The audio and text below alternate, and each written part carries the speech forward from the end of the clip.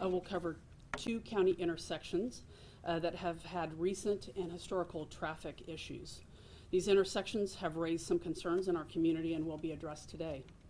Those intersections are 21st Street and 167th Street West in District 3 and 79th Street and Greenwich Road in District 5. Speaking today, and I'd like to go over the order of the press conference. So first we will cover 21st Street and 167th Street West. So the order will be, we'll have the Sheriff's Office and Colonel Brian White will come up to speak. After that, we'll hear from Public Works Department. So we'll have Interim Director and County Engineer Lynn Packer come up. And then we'll hear from District 3 County Commissioner David Dennis.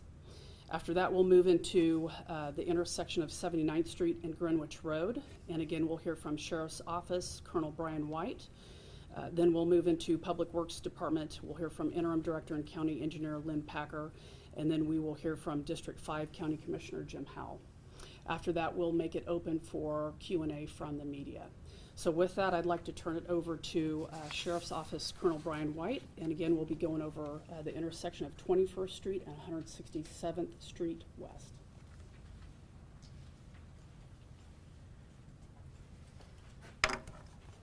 Good afternoon, and thank you for having me. Again, I'm Colonel Brian White with the Sedgwick County Sheriff's Office. I'm going to cover some of the data as it relates to this intersection here at 21st Street North and 167th Street West. We pulled information as it relates to accidents that have occurred at this intersection or near this intersection for the past 10 years. We had a total of 50 accidents that occurred at this intersection, which would be an average of 5 accidents a year.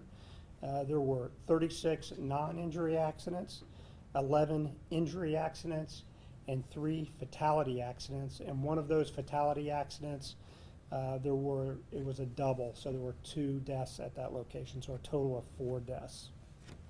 And I'll be available for more questions later as we move through this press conference. Thank you.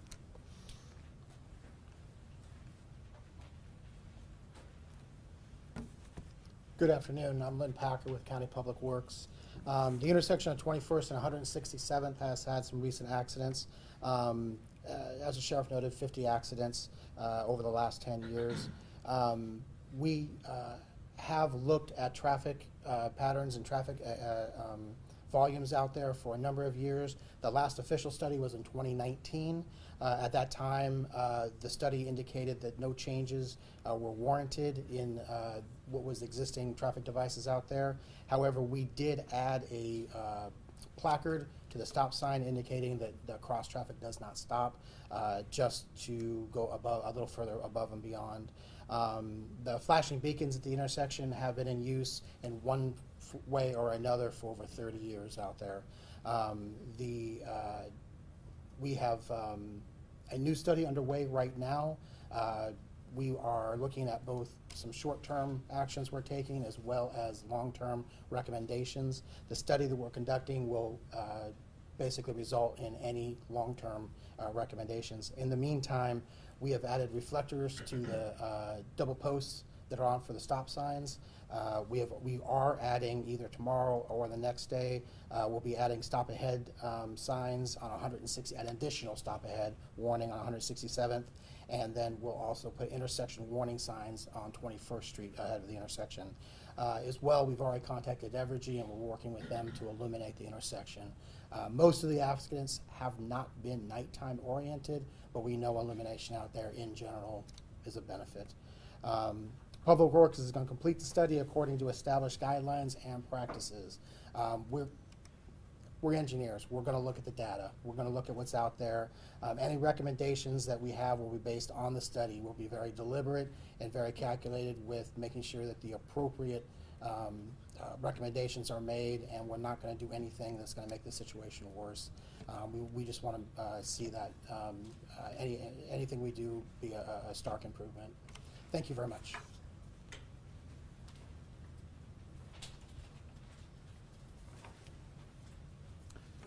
Thank you for being here today. I'm David Dennis, the County Commissioner for District 3, and this intersection is in the middle of my district. Today we've heard from the Sheriff's Department, so we know exactly how many of accidents we've had in the past, and we track that data constantly. We've heard from Public Works that can tell us exactly what they've been looking at and some of the fixes that they're implementing immediately. And Public Works is also looking at some long-term fixes for the future. It's important as elected officials that we do listen to the experts as they tell us, and because we are not experts in this subject, they tell us what's happening out there and what kind of fixes we can make to make these intersections even more safe. It's important that we listen to the Sheriff's Department and Public Works, but it's also important that we listen to the public because they have to go through these intersections each and every day. And so yesterday, for example, I probably got 50 emails on this one intersection. And that's one of the main reasons we're having this press conference today, to let the public know that we are listening to them, that we are looking at what's happening out there, that we are listening to the experts, and we're looking at short-term and long-term fixes in order to be able to work through these issues. My commitment today is to work with very expeditiously with KDOT. We're doing a large study actually right now of traffic safety in this entire county.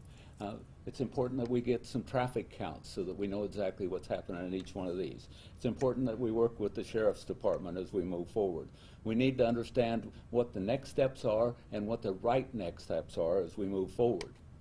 Part of my background, before I became a commissioner, I was actually chief of safety for the largest tanker wing in the United States Air Force and the largest missile wing in the United States Air Force. So safety is something that's near and dear to my heart, and we will continue to do what's right for the community. But one thing that as we've been looking at each of these accidents, and there was actually an accident this morning again, which was a rear end because someone was going too fast and ran into the back of someone else at that same intersection. Most of these accidents are due to personal error. So we want to make sure that the public, please drive safely. If you have a stop sign, these serious accidents are caused by people running the stop sign that's at 167th and 21st Street. Once you run that stop sign at high speeds and traffic on 21st is running at high speeds, there's going to be a serious accident. So I urge the public, please, please drive safely. At this time, I'm going to turn it back over to the Sheriff's Department, and we'll move on to the area that is in Commissioner Howell's district. Thank you.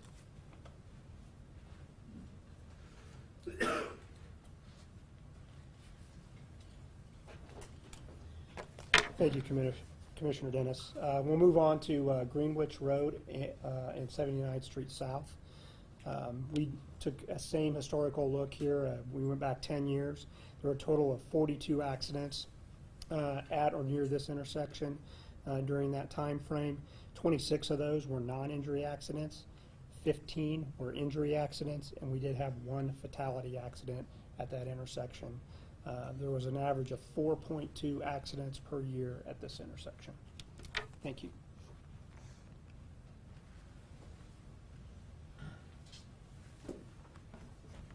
Again, good afternoon. Lynn Packer with Public Works. At the intersection of Greenwich and 79th, that is a relatively new crash that happened, and we have not looked into it as closely as we have at 21st and 167th, but we do have some initial data.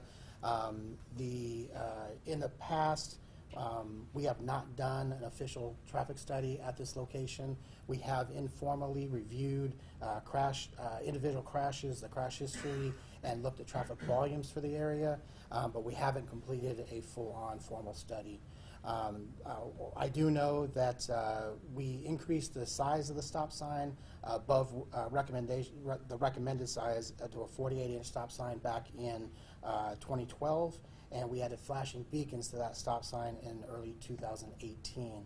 And those are the results of those informal looks at what was going on out there with traffic. Any future study, as I noted before, is going to be completed according to established guidelines and practices. I do want to note that what we're going to be following are federal guidelines. All states and jurisdictions conform with these guidelines. We have certain warrants and when I say warrants, minimum requirements that these studies need to achieve in order to recommend something like a traffic signal, all-way stop, something like that. So we're going to use those standards and adhere to those standards when we're looking at doing these studies. Thank you very much.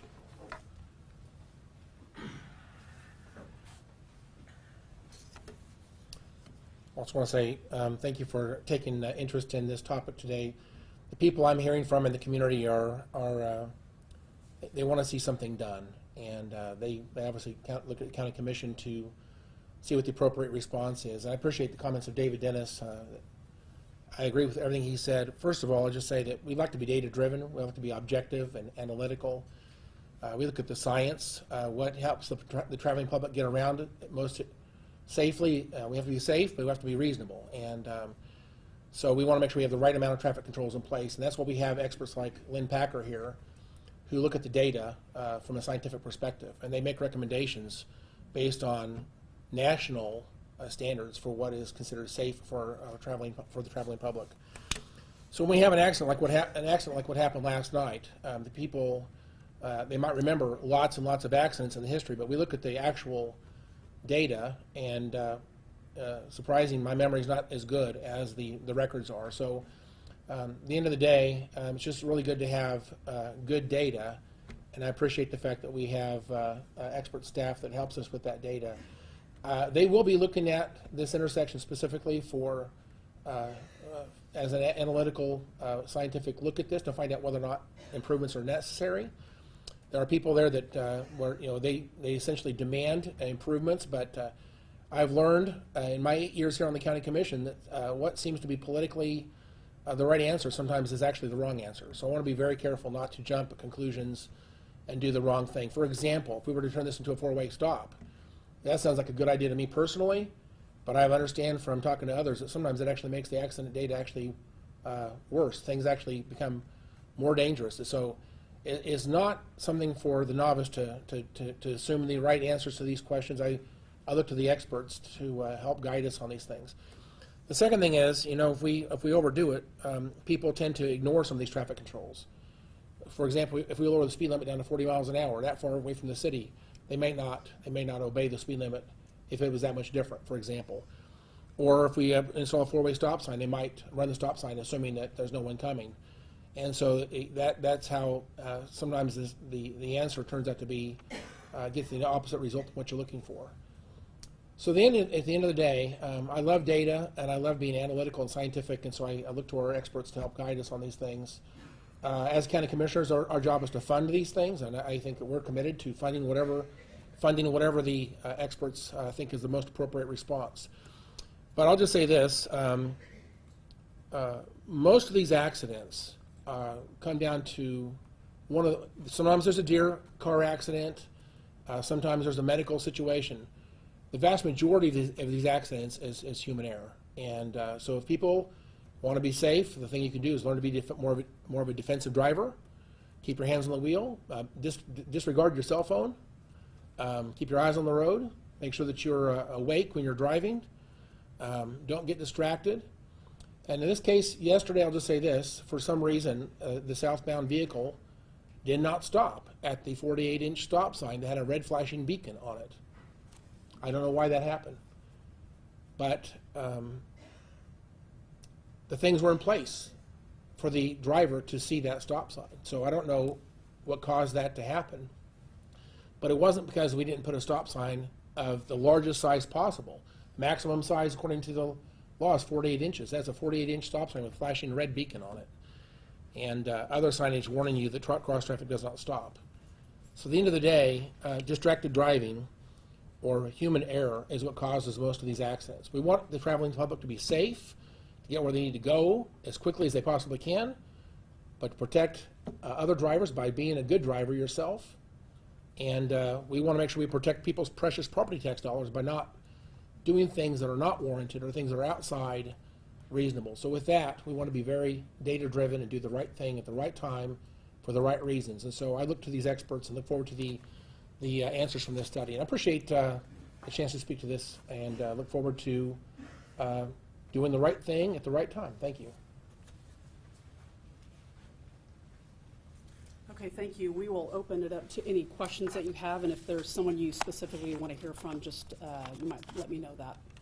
I've got one for both works on 167th and 21st. Yes. So you mentioned that there is a study underway right now.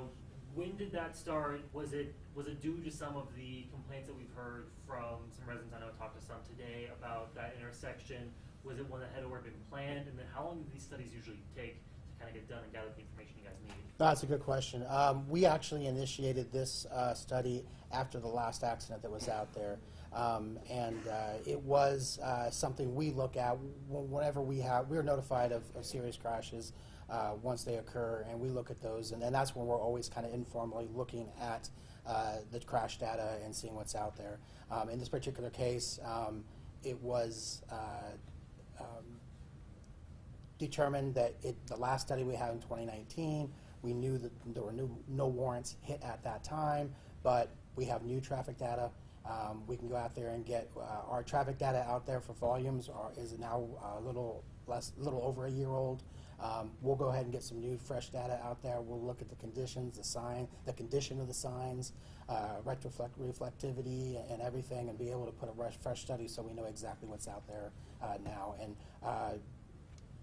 somewhat hampered by the snow events we've had this week. If we got plows going out, we can't put traffic counters down, but that is part of it, and we're currently working on other aspects of the study.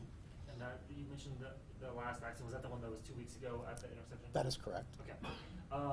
And so you talked about, obviously, yeah, snow kind of complicating these things. Once you can get traffic counters down, kind of looking at everything, how quickly do you all get a picture kind of what you might need to do to determine what to be added there? It varies based on the location, type of intersection, but it's going to be at least several weeks to get the data, be able to analyze that data, and then put it into a study so we can look at it and see what possible recommendations, because part of the study is going to be making those recommendations. And so getting the data and formulating what it's telling us is the first part of that, and then coming up with a recommendation based on that is the next step.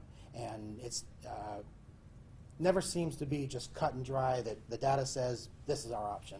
So we need to be able to look at it and formulate what is prudent action to take out there. And Commissioner Howell mentioned there kind of towards the end of his remarks about, people would think, putting in just 4 lights there would be the solution, and that may not necessarily be the case. Speak to that a little bit. Actually kind of explain, I know the residents I talked today, the big thing they want is to make that a 4-way stop and all that stuff. That's how, in their minds, is the solution. Talk about how, if that is or is not the best solution, kind of how you guys determine this type of stuff, because obviously this is things that were way above, I think, a lot of people's pay grades. Absolutely. The first thing I'll say, and I'll preface this by saying that we're going to let the study tell us what is the prudent action that is out there and what's appropriate. However, in general, speaking in general terms, I know the public really likes to see traffic signals go up everywhere. And they generally like to see them until they're stuck at the red light waiting and they want to go. But when you prematurely put in traffic signals, for example, you are most definitely going to be increasing the number of crashes at that intersection. They probably are going to be less severe because they're going to be rear ends, but we can point to just about every signalized intersection in the county and can tell you that the crash rate at that intersection increased once the stoplight went in, or the traffic signal went in.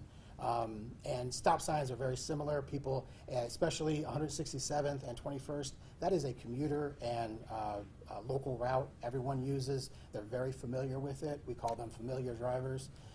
When you suddenly go out there and put in a stop sign where one hasn't existed for their entire life, it takes, the human factors part of it comes into play. They're not looking for it. They're not expecting to see it. And I guarantee you, people who had no intention of blowing by that sign are going to do it. Just because they don't expect it. So we have to take precautions when we do take such actions so that they know it's coming and can prepare for it.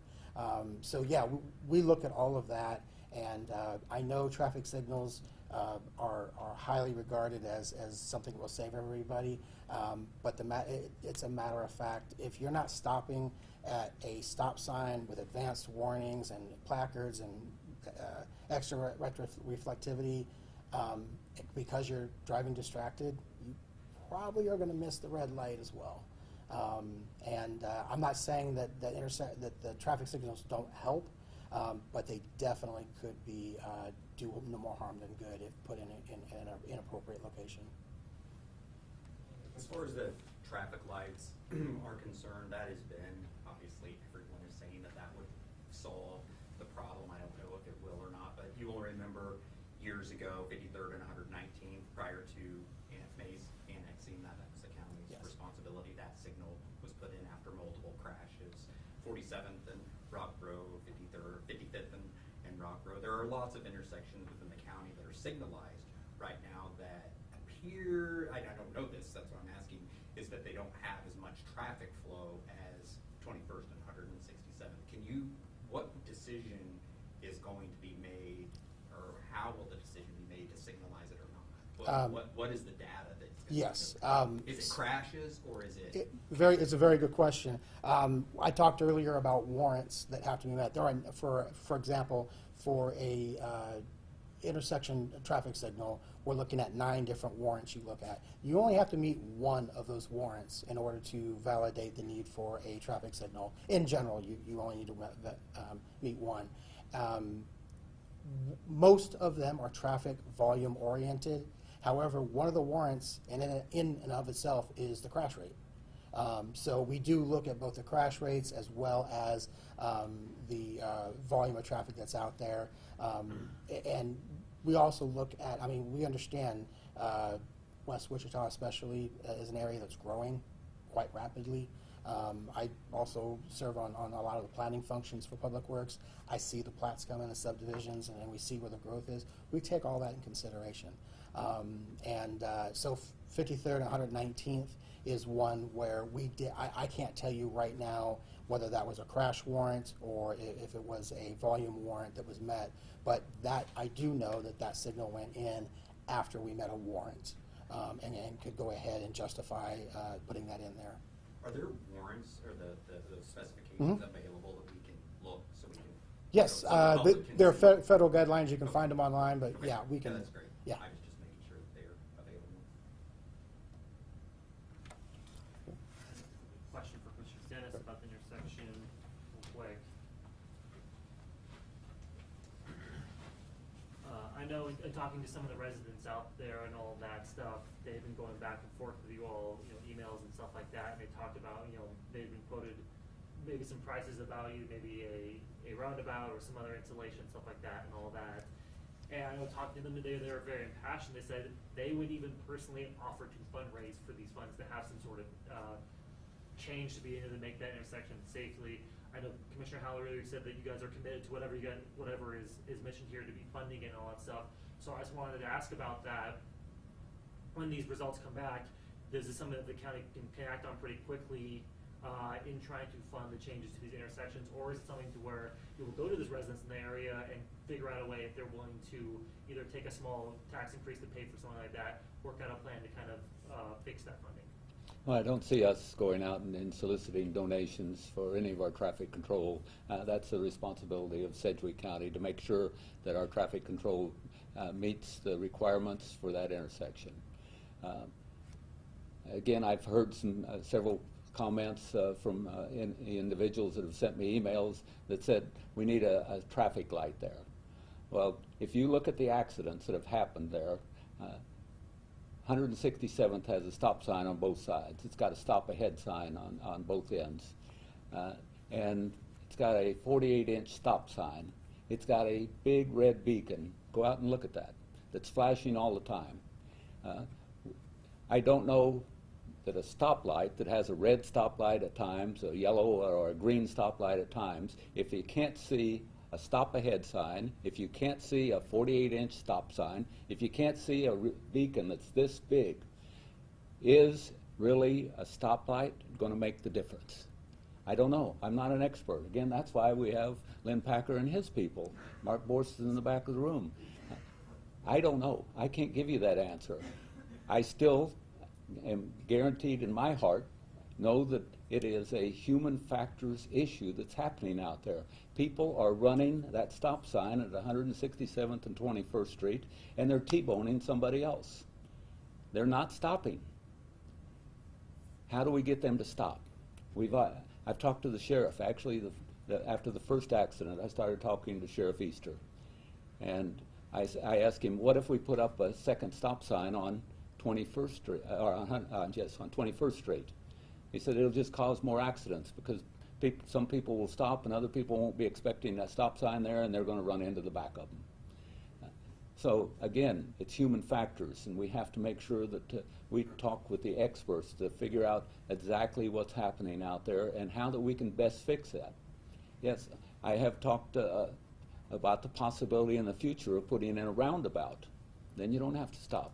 We've got roundabout right down here on Douglas Street. People are fairly familiar with roundabouts.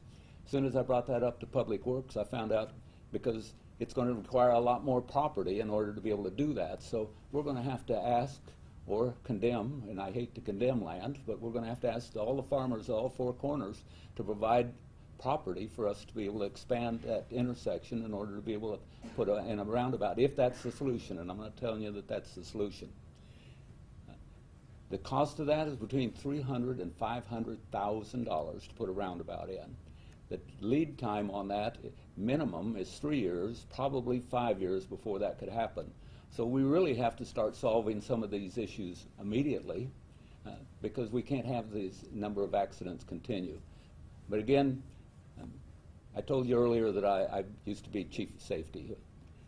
One thing we did on every accident when I was chief of safety, either a missile accident or an aircraft accident, is we took a look at everything that happened.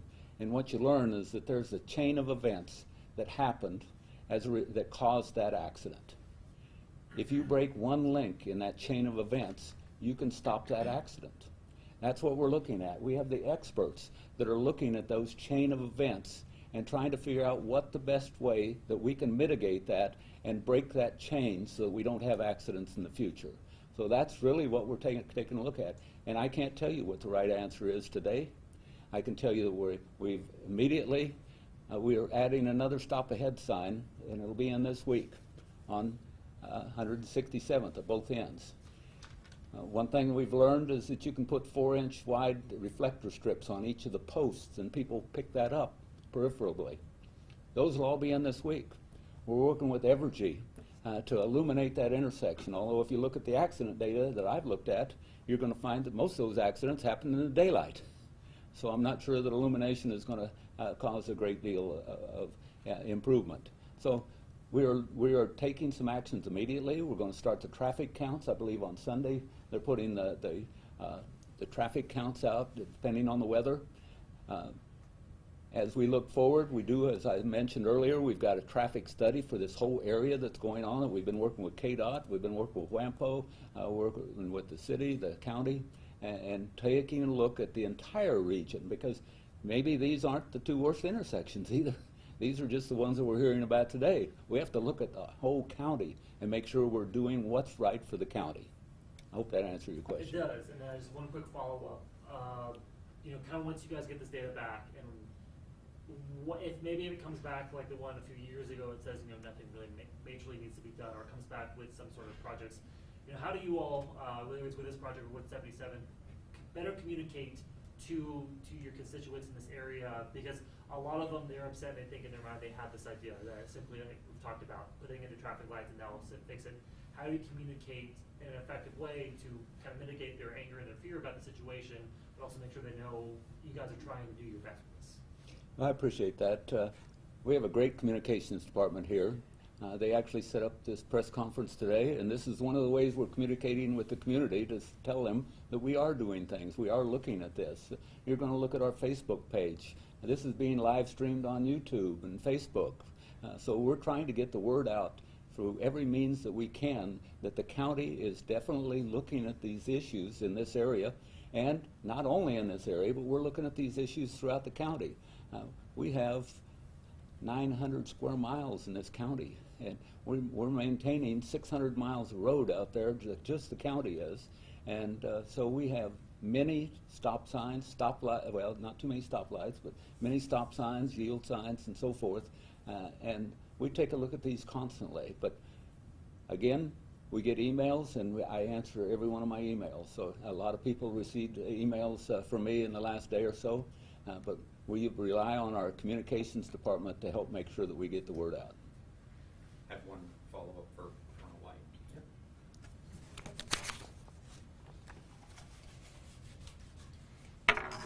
With the human error being obviously to blame for many of these crashes that are happening at 167th and 21st, and that's my focus, is the sheriff's office going to get out there and be, I guess, I know you can't be at every intersection in the county at one time, but when time allows, is enforcement going to be stepped up at those intersections based upon the data or the crash data that you have? Right. So, yeah, simply yes. We put an order out to our patrol deputies to increase enforcement in that area. But we're constantly looking at this data, crash data, and addressing our patrol activities towards that. So this isn't something that is happening on a one-time deal. We are constantly reviewing, understanding where crashes are occurring, and tailoring our enforcement efforts towards that.